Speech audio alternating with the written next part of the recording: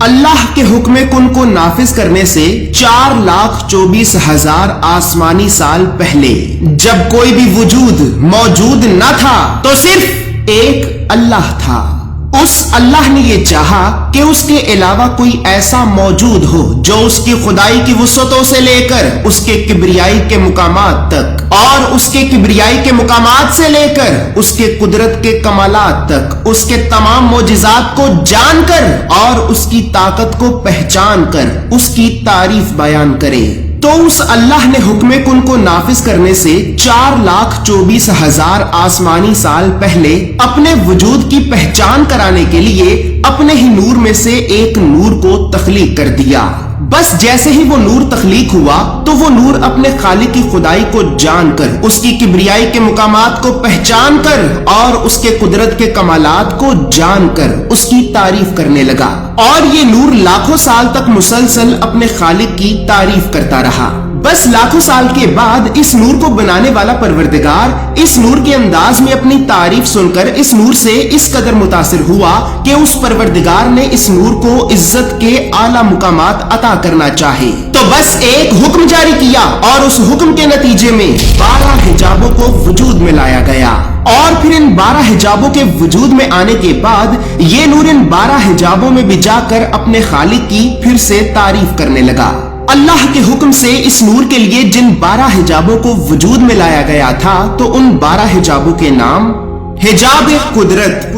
حجاب عظمت، حجاب عزت، حجاب خیبت، حجاب جبروت،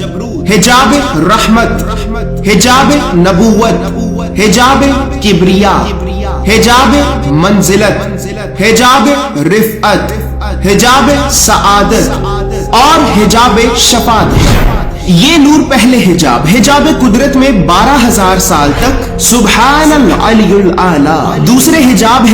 عظمت میں 11,000 سال تک سبحان عالم السر والخفی، اسی طرح تیسرے حجاب عزت میں 10,000 سال تک سبحان الملک المنان، حجاب خیبت میں 9,000 سال تک سبحان اللہ وبحمدہ، حجاب جبروت میں 8,000 سال تک سبحان کریم الاکرم، حجاب رحمت میں 7,000 سال تک سبحان رب العرش العظیم، حجاب نبوت میں 6,000 سال تک سبحان رب العزت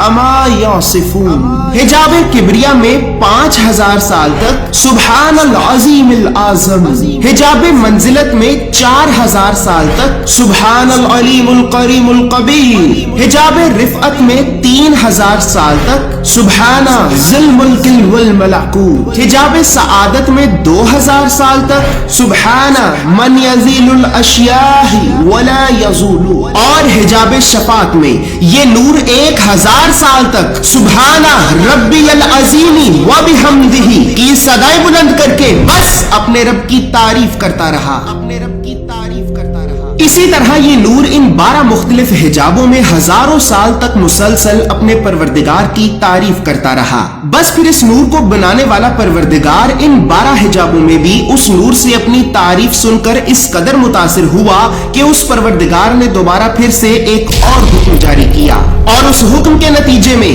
کرسی کو وجود میں لایا گیا۔ اسی طرح کرسی کے بعد لوح، اور لوح کے بعد قلم کو پیدا کیا گیا، اور پھر پروردگار کی طرف سے قلم پہ یہ حکم جاری کیا گیا کہ اے قلم اپنے بڑی تعریفوں والے پروردگار کے نام سے لکھنا شروع کر۔ تو قلم یہ عرض کرنے لگا کہ اے میرے پروردگار کیا لکھوں؟ تو پروردگار نے قلم سے یہ فرمایا کہ اے قلم اپنے لکھنے کی ابتدا میرے اس کلام سے کر کہ لا الہ الا اللہ محمد رسول اللہ، محمد رسول اللہ۔ بس جیسے ہی قلم نے نام خدا کے ساتھ نام محمد کو سنا تو عرض کرنے لگا کہ اے تمام تعریفوں والے میرے پروردگار، یہ اتنے عظیم مرتبے کا مالک کون ہے کہ جس کا نام تو اپنے نام کے ساتھ لکھنا چاہتا ہے؟ تو پروردگار نے قلم سے یہ فرمایا کہ اے قلم اگر تو جاننا چاہتا ہے تو پھر جان لے اور اس کے مقام کو پہچان لے کہ یہ میرا محبوب اول ہے، وہ محبوب کے جس نے سب سے پہلے تیرے رب کی عبادت کی، تیرے رب کا ذکر کیا، اور جب تیرے رب کی تعریف بیان کرنے کے لیے کوئی موجود نہ تھا تو اس نے سب سے پہلے تیرے رب کی تعریف کی۔ آئے قلم، تیرا پروردگار اپنے حبیب سے اپنی تعریف سن کر اس قدر متاثر ہے کہ بس اب تیرے پروردگار کا یہ ارادہ ہے کہ عنقریب وہ بہت سے عالمین کو پیدا کرے گا، اور ان تمام عالمین پہ وہ اپنے حبیب کو ایک ایسا مقام عطا کرے گا کہ جو مقام تیرے پروردگار نے نہ اپنے حبیب سے پہلے کسی کو عطا کیا ہوگا اور نہ ہی وہ اپنے حبیب کے بعد کسی کو عطا کرے گا۔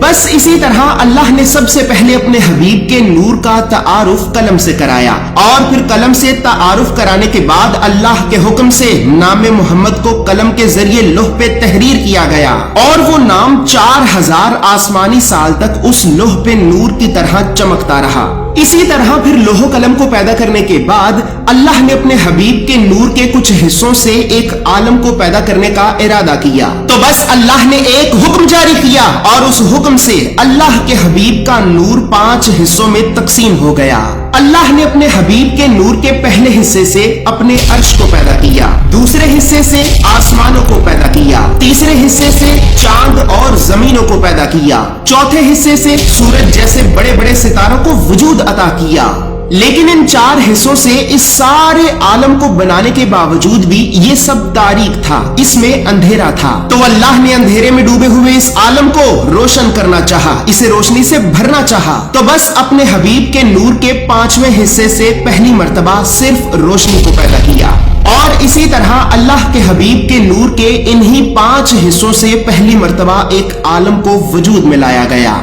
ویورز، یہاں پر ایک اہم خاص اور ضروری سوال حضرت رسول خدا صلی اللہ علیہ وآلہ وسلم کا مخلوق اول ہونے کے بارے میں پیدا ہوتا ہے۔ تو ویورز، یہاں پر یہ بات یاد رہے کہ حضرت رسول خدا جناب محمد مصطفیٰ مخلوق اول ہیں۔ اس بات کا ذکر اللہ نے غور و فکر کرنے والے لوگوں کے لیے پہلے سے ہی قرآن میں واضح طور پر بیان کر دیا ہے، جیسا کہ اللہ رب العزت قرآن میں سورہ مریم کی آیت نمبر 93 میں یہ ارشاد فرماتا ہے کہ آسمانوں اور زمینوں اور اس کائنات میں جو کچھ بھی موجود ہے وہ اللہ کا عبد ہے۔ ویورز، عبد عربی زبان کا لفظ ہے اور اس کا مطلب ہے بندہ، یعنی بندگی کرنے والا یا پھر عبادت کرنے والا۔ اگر میں آپ کو اس آیت کا آسان لفظوں میں مطلب بتاؤں تو اللہ رب العزت ہمیں یہ بتا رہا ہے کہ کائنات کا ذرہ ذرہ اللہ کا بندہ ہے اور اللہ کی عبادت کرتا ہے، اور پھر ساتھ ہی اللہ رب العزت سورہ الزخرف کی آیت نمبر 81 میں یہ فرماتا ہے، قل ان كان للرحمن ولد فانا اول العابدین، کہ اے میرے حبیب کہہ دیجئے کہ میں ہوں وہ کہ جس نے سب سے پہلے اللہ کے ہاں اللہ کی عبادت کی۔ اسی طرح قرآن میں ایک اور جگہ پر سورہ آل عمران کی آیت نمبر 83 میں اللہ رب العزت یہ ارشاد فرماتا ہے کہ زمین و آسمان اور کائنات میں موجود ایک ایک ذرہ اللہ کا مسلمان ہے اور اللہ کی بارگاہ میں سر تسلیم ہم کیے ہوئے ہے۔ اور پھر ساتھ ہی اللہ رب العزت سورہ الانعام کی آیت نمبر 163 میں یہ فرماتا ہے،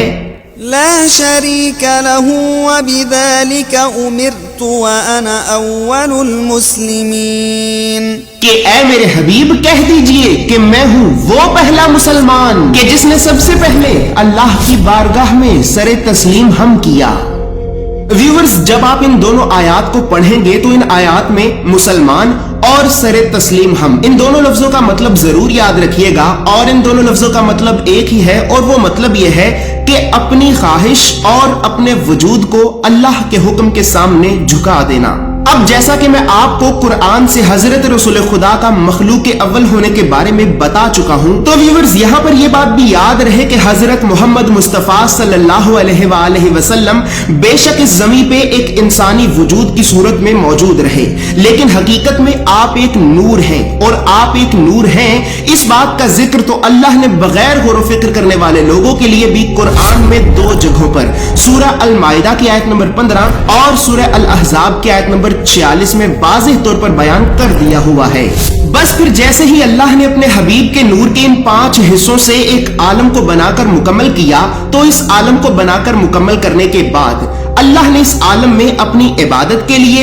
اور اپنے حبیب کے نور کا تعارف کرانے کے لیے ایک مخلوق کو پیدا کیا، اور پھر اس مخلوق کو پیدا کرنے کے بعد اللہ نے اس مخلوق سے اپنے حبیب کے نور کا تعارف کرایا۔ बस फिर इस पहले आलम को पैदा करने के बाद अल्लाह ने फिर से एक और दूसरे आलम को पैदा किया और इस दूसरे आलम में भी एक और दूसरी मखलूक को पैदा किया और फिर इस दूसरी मखलूक को भी पैदा करने के बाद इस मखलूक से भी अपने हबीब के नूर का तारुफ कराया। और इसी तरह करते करते अल्लाह ने 9,99,999 आलमीन को पैदा किया और इन तमाम आलमीन में अल्लाह ने मखलूकाते हिन, मखलूकाते बिन, मखलूकाते जिन, मखलूकाते निस्नास और फरिश्तों और करोबियों के अलावा भी लाखों मुख्तलिफ मखलूकात को अपनी इबादत के लिए और अपने हबीब के नूर का तारुफ कराने के लिए पैदा किया।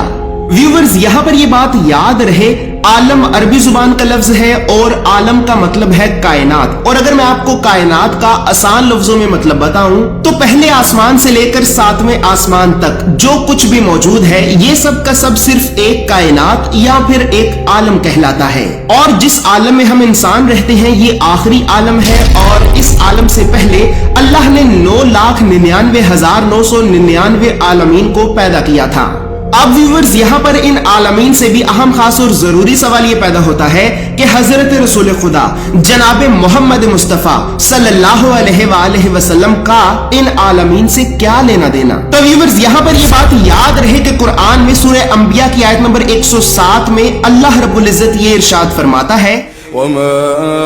अर्सलनाका इल्ला रहमतन लिल आलमीन, कि ऐ मेरे हबीब हमने आपको आलमीन के लिए रहमत बनाकर भेजा है। व्यूअर्स, अब मुझ बंदे फकीर को इस बात का इल्म नहीं है कि हकीकत में ये आलमीन कितने हैं या फिर इनकी तादाद कितनी है, लेकिन नवासा रसूल हजरत इमाम हुसैन इब्न अली के बेटे हजरत इमाम ज़ैनुल आबिदीन ये फरमाते हैं कि इन आलमीन की तादाद 9,99,999 है। लेकिन वो लोग जो रिवायात पर यकीन नहीं रखते और इस सवाल का जवाब सिर्फ कुरान से हासिल करना चाहते हैं, तो अल्लाह ने गौर व फिक्र करने वाले लोगों के लिए कुरान की 2 आयात में इस सवाल का जवाब कुछ यूं बयान फरमाया है। जैसा कि अल्लाह रब्बुल इज्जत सूरह अंबिया की आयत नंबर 107 में इरशाद फरमाता है कि ऐ मेरे हबीब हमने आपको आलमीन के लिए रहमत बनाकर भेजा है। और फिर साथ ही अल्लाह रब्बुल इज्जत कुरान की पहली सूरह की दूसरी आयत में ये इरशाद फरमाता है कि अल्हम्दुलिल्लाहि रब्बिल आलमीन, तमाम तारीफें उस अल्लाह के लिए हैं कि जो तमाम आलमीन का खुदा है। मालूम ये हुआ कि अल्लाह रब्बुल इज्जत अपने कुरान की इन दोनों आयात के जरिए गौर व फिक्र करने वाले लोगों को उनके इस सवाल का जवाब कुछ यूं बता रहा है कि ऐ लोगों, जान लो कि जहां जहां तक मैं अल्लाह रब्बुल आलमीन हूँ वहां वहां तक मेरा हबीब रहमतुल लिल आलमीन है, रहमतुल लिल आलमीन है। इसी तरह फिर इन 9,99,999 आलमीन को पैदा करने के बाद इन आलमीन में से जिस जिस मखलूक ने हजरत रसूल खुदा जनाब मोहम्मद मुस्तफा सल्लल्लाहु अलैहि वसल्लम के बताए हुए रास्ते का इकरार किया तो परवरदिगार आलम ने उसे इनाम के तौर पे जन्नत जैसी अजीम नेमत की जजा दी। और जिसने आपके बताए हुए रास्ते का इनकार किया तो परवरदिगार आलम ने उसे दोज़ख जैसी वादियों में फेंक कर हमेशा हमेशा के लिए सजा दी। बस फिर इसी तरह वक्त गुजरता रहा। जिस तरह अल्लाह ने 9,99,999 आलमीन को पैदा किया और उन आलमीन में मुख्तलिफ मखलूकात को पैदा किया और फिर उन मुख्तलिफ मखलूकात से अपने हबीब के नूर का तारुफ कराया, तो बिल्कुल इसी तरह अल्लाह ने अब ये इरादा किया कि वो एक और आलम यानी 10 लाखवें आलम को पैदा करेगा। और इस आलम में अब वो एक ऐसी मखलूक को भी पैदा करेगा कि जो मखलूक बाकी तमाम मखलूकात के मुकाबले में सबसे बेहतर होगी, जिसका कोई सानी ना होगा, जो अशरफुल मखलूकात होगी। तो बस अल्लाह ने उस अशरफ और बेहतरीन मखलूक को पैदा करने से करीबन 2000 साल पहले अपने अर्श पे ये ऐलान किया कि ऐ तमाम फरिश्तों, जान लो कि मैं अनकरीब ज़मीन में एक ऐसी मखलूक को पैदा करने वाला हूँ कि जो मखलूक मेरी अब तक की पैदा करदा तमाम मखलूकात से बेहतर होगी, जिसे मैं अपना खलीफा मुकर्रर करूंगा और जो ज़मीन और आसमान में खलीफतुल्लाह के हिताब से जाना जाएगी। लिहाजा तुम्हारे परवरदिगार का ये हुक्म है कि जैसे ही वो अपनी बेहतरीन मखलूक की तख्लीक को मुकम्मल करके उसमें अपनी रूह फूंके तो तुम तमाम फरिश्ते फौरन सजदे में गिरकर उस मखलूक की ताज़ीम करना। बस जैसे ही फरिश्तों ने ये ऐलान सुना तो तमाम फरिश्ते फौरन अल्लाह के दरबार में हाजिर होकर अल्लाह से ये अर्ज करने लगे कि ऐ हमारे परवरदिगार, जिस तरह से तूने मखलूकाते निस्नास, मखलूकाते हिन, मखलूकाते बिन और मखलूकाते जिन को जमी पे गालिब किया तो उन्होंने तेरी जमी को फसाद से भर दिया, तेरी जमी पे एक दूसरे का नाहक खून बहाया और तेरी ही जमी पे तेरे हर हुक्म की नाफरमानी की। आए हमारे परवरदिगार, यकीनन ये मखलूक भी उन्हीं मखलूकात की तरह तेरी जमी में फसाद भरपा करेगी, तेरी जमी में एक दूसरे का नाहक खून बहाएगी और तेरी ही जमी पे तेरे हुक्म की नाफरमानी करेगी। ऐ तमाम तारीफों वाले हमारे परवरदिगार, तू हमें अपना खलीफा मुकर्रर कर, हम अपनी जिंदगी की इब्तिदा से इंतहा तक हर लम्हे तेरी बादशाही का जिक्र करेंगे, जमीन व आसमान को तेरी तारीफों से भरेंगे और हमेशा सिर्फ तेरे हुक्म की फर्माबरदारी करेंगे। आए परवरदिगार, बस तू एक मर्तबा हमें वो मुकाम तो अता कर कि जो मुकाम तू अनकरीब उस अशरफ और बेहतरीन मखलूक को अता करने वाला है। तो अल्लाह ने तमाम फरिश्तों को और फरिश्तों के तमाम सरदारों को अपने दरबार में हाजिर किया और उन सब से ये फरमाया कि ऐ फरिश्तों, जान लो कि जिस बात का इल्म तुम्हारे रब के पास है उस बात का इल्म तुम्हारे पास नहीं, और जहां तक बात तुम्हारी एतराज की है तो जान लो कि इस मखलूक में से जो भी अल्लाह की जमीन में फसाद भरपा करेगा तो तेरे परवरदिगार को उसे दोज़ख की आग में फेंक देने से कोई फर्क नहीं पड़ता। बातहकीक तुम्हारा परवरदिगार तो इस मखलूक को इसलिए वजूद में लाना चाहता है कि ये मखलूक अल्लाह की खुदाई को जानकर, उसकी किबरियाई को पहचान कर और उसकी कुदरत के कमालात को जानकर उसकी तारीफ करे, उसकी इबादत करे और उसके हबीब के बताए हुए रास्ते पे चले। लिहाजा ऐ इज़राइल, जा जमी पे और जमी पे जाकर जमी से हर तरह की मट्टी को उठा के मेरे पास ला। तेरा परवरदिगार खुद अपने हाथों से इस मखलूक की तख्लीक करेगा। व्यूवर्स, यहाँ पर ये बात याद रहे कि सही बुखारी की हदीस नंबर 3340, जबकि सही मुस्लिम की हदीस नंबर 480 और कुरान की सूरह साद की आयत नंबर 75 में अल्लाह का इंसान को अपने हाथों से बनाने का मतलब यह है कि दरअसल अल्लाह रब्बुल इज्जत यहाँ पर इंसान को उसके मुकाम के बारे में बता रहा है कि ऐ इंसान, देख जरा कि मैंने सारी कायनात को लफ्ज़े कुन से पैदा किया, लेकिन मैंने तुझे खुद अपने हाथों से बनाकर इज्जत का वो मुकाम अता किया है कि जो मुकाम तेरे मुकाबले में सारी कायनात भी हासिल ना कर सकी। और अगर अब भी तूने मेरे हुक्म की नाफरमानी की या फिर मेरे बताए हुए रास्ते पे ना चला तो जान ले कि तू अनकरीब इन तमाम आलमीन में सबसे ज्यादा नुकसान उठाने वालों में से होगा। बस फिर इसी तरह अल्लाह के हुक्म पर हजरत इज़राइल जमी पे आता है और जमी से हर तरह की मिट्टी को उठा के अल्लाह के अर्श पे ले जाता है और फिर अल्लाह उस मिट्टी से एक पुतला बनाता है और वो पुतला हजारों साल तक लेसदार और खनखनाती मिट्टी की मानिद बेजान पड़ा रहता है। जबकि दूसरी तरफ परवरदिगार आलम आलम अरवा को कायम करता है और आलम अरवा में तमाम रूहों से ये वादा लेता है कि ऐ तमाम रूहों, क्या तुम इस बात की गवाही देती हो कि क्या वो मैं ही नहीं कि जिसने तमाम आलमीन को पैदा किया और उन तमाम आलमीन में तमाम मखलूकात को तख्लीक किया। तो तमाम रूहों ने कहा कि ऐ हमारे परवरदिगार, हम तेरी खुदाई का इकरार करते हैं, बेशक वो तू ही है कि जिसने तमाम आलमीन को पैदा किया और उन तमाम आलमीन में तमाम मखलूकात को तख्लीक किया। तो बस फिर परवरदिगार आलम ने तमाम रूहों से ये फरमाया कि ऐ तमाम रूहों, तो फिर जान लो और मेरे हबीब के मुकाम को पहचान लो कि मैं अनकरीब तुम्हें एक जिस्म में डालकर जमी की तरफ भेजने वाला हूँ। बस तुम्हारे परवरदिगार का ये इरादा है कि तुम सब जमी पे जाने के बाद मेरे हबीब की नबूवत का इकरार करना और उसके बताए हुए रास्ते पे चलना। और जान लो कि जमी पे जाने के बाद अगर तुम में से किसी ने भी मेरे हबीब की नबूवत का इनकार किया या फिर उसके बताए हुए रास्ते पे ना चला तो तेरे परवरदिगार को उसे दोज़ख की आग में फेंक देने से कोई नहीं रोक सकता।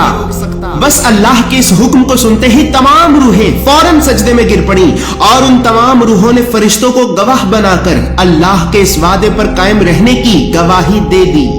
व्यूवर्स, आलम अरवा में रूहों से लिए हुए इस वादे का जिक्र कुरान में सूरह आले इमरान की आयत नंबर 81 में मौजूद है, जबकि कुरान में करीबन 3 जगहों पर सूरह आले इमरान की आयत नंबर 81, सूरह आराफ की आयत नंबर 172 اور سورہ احزاب کی آیت نمبر 7 میں اللہ رب العزت نے عالم ارواح کے بارے میں ذکر کیا ہے، اور عالم ارواح کے بارے میں اماموں کے امام حضرت امام جعفر صادق یہ فرماتے ہیں کہ اے لوگو جان لو کہ اللہ نے ہمارے اس عالم کو بھی پیدا کرنے سے 2000 آسمانی سال پہلے عالم ارواح کو پیدا کیا، اور اللہ نے عالم ارواح کے میدان میں آدم سے لے کر قیامت کی آخری گھڑی میں بھی پیدا ہونے والے ہر انسان کی روح سے ایک ایسا وعدہ لیا تھا کہ جس وعدے کا اقرار ان قریب تمہیں جنت اور انکار ہمیشہ ہمیشہ کے لیے جہنم میں لے جانے والا ہے، لیکن افسوس کہ تم اپنے گناہوں کی دلدل میں ڈوب کر اس وعدے کو بھلا چکے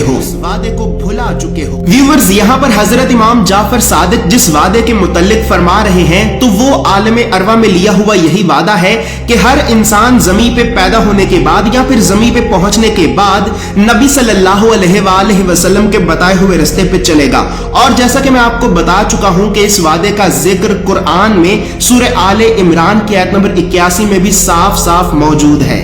اسی طرح بس پروردگار عالم عالم ارواح میں بھی تمام روحوں کے سامنے اپنے حبیب حضرت محمد مصطفیٰ صلی اللہ علیہ وآلہ وسلم کی تعریفیں بیان کرتا رہا۔ پروردگار عالم نے عالم ارواح میں اپنے حبیب کی تعریفیں بیان کرنے کے بعد اپنے حبیب کو مزید عزت و احترام عطا کرنے کے لیے علم و معرفت کا مقام عطا کرنا چاہا، تو علم و معرفت کا مقام عطا کرنے کے لیے پروردگار عالم نے ایک حکم جاری کیا، اور اس حکم کے نتیجے میں نور سے بنے ہوئے 20 دریاؤں کو وجود میں لایا گیا، اور پھر ان 20 دریاؤں کو وجود میں لانے کے بعد نور محمد کو ان 20 دریاؤں سے گزارا گیا۔ اللہ نے ان 20 دریاؤں میں اپنے وہ خاص علوم رکھے تھے کہ جن کا علم اللہ کے علاوہ اور کسی کو بھی معلوم نہ تھا۔ بس پھر جیسے ہی نور محمد نور سے بنے ہوئے ان 20 دریاؤں سے اللہ کے ان خاص علوم کو حاصل کر کے باہر نکلا، تو باہر نکلنے کے بعد نور محمد سے 1,23,999 نور کے قطرے ٹپکے،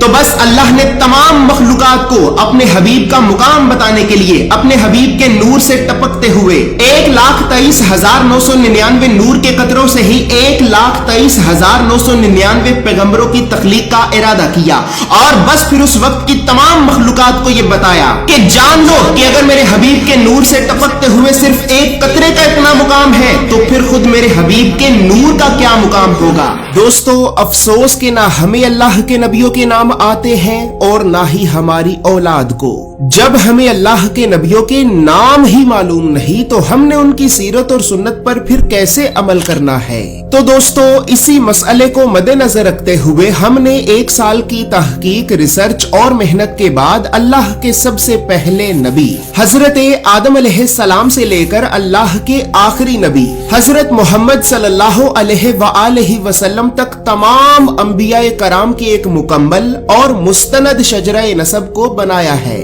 دوستو اگر آپ اپنے گھر بیٹھے انبیاء کرام کے اس مکمل اور مستند شجرہ نسب کو حاصل کرنا چاہتے ہیں تو آپ ابھی ہماری ویب سائٹ www.islamiccharts.com کو وزٹ کریں، یا پھر آپ ہمیں ہمارے واٹس ایپ نمبر 0318731447 پر رابطہ کر کے بھی انبیاء کرام کے اس مکمل اور مستند شجرہ نسب کو بآسانی حاصل کر سکتے ہیں۔ بس پھر اللہ رب العزت مسلسل ہر جگہ ہر مخلوق کے سامنے اپنے حبیب حضرت رسول خدا جناب محمد مصطفیٰ صلی اللہ علیہ وآلہ وسلم کی تعریفیں بیان کرتا رہا۔